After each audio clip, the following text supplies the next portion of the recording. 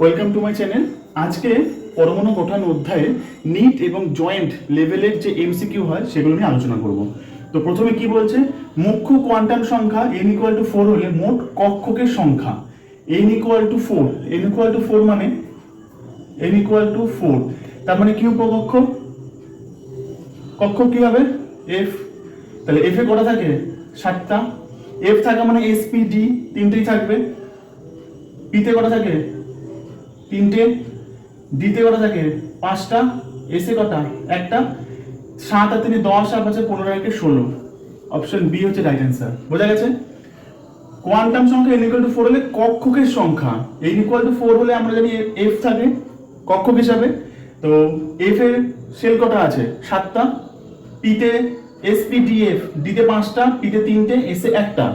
তাহলে যোগ করলে দাঁড়াবে 16। তাহলে মুখ্য কোয়ান্টাম সংখ্যা 4 হলে কক্ষকের সংখ্যা হবে 16 বা 16।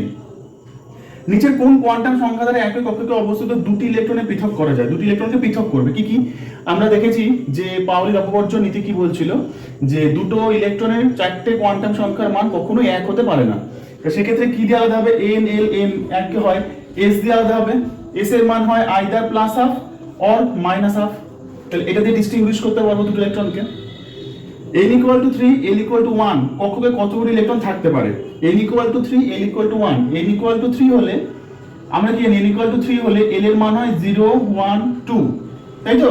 তাহলে এখানে আমরা স্পেসিফিক l = 1 বলেই দিয়েছে, তার মানে কি হবে? l = 1 মানে এটা হচ্ছে p, এটা s, এটা d, তাই তো? তাহলে কতগুলি ইলেকট্রন থাকতে পারে? p তে কটা থাকে? px py pz তিনটে, একটা দুটো করে থাকলে 6টা। এখানে d, এখানে b, এখানে c। কোন ডি কক্ষকে জোড়ের মধ্যে ইলেকট্রনের ঘনত্ব অক্ষ বরাবর থাকে? আমাদের কটা ছিল? 5টা। dxy dxz dyz dz2 dx2y2। একমাত্র dz2 আর dx2 y2 এ দেখবে ইলেকট্রন ঘনত্ব অক্ষ বরাবর থাকে। dz2 এর স্ট্রাকচার এরকম ছিল, এরকম 3 ডাইমেনশনাল। এটা x, এটা y, এটা z। dz2 এরকম ছিল না সামনে দিয়ে অক্ষ বরাবর? আর dx2 - y2 কেমন ছিল? এটা যদি x, এটা y নি, এই অ্যাক্সিস বরাবর ছিল। তাহলে অ্যানসার হবে dz2 এবং dx2 - y2।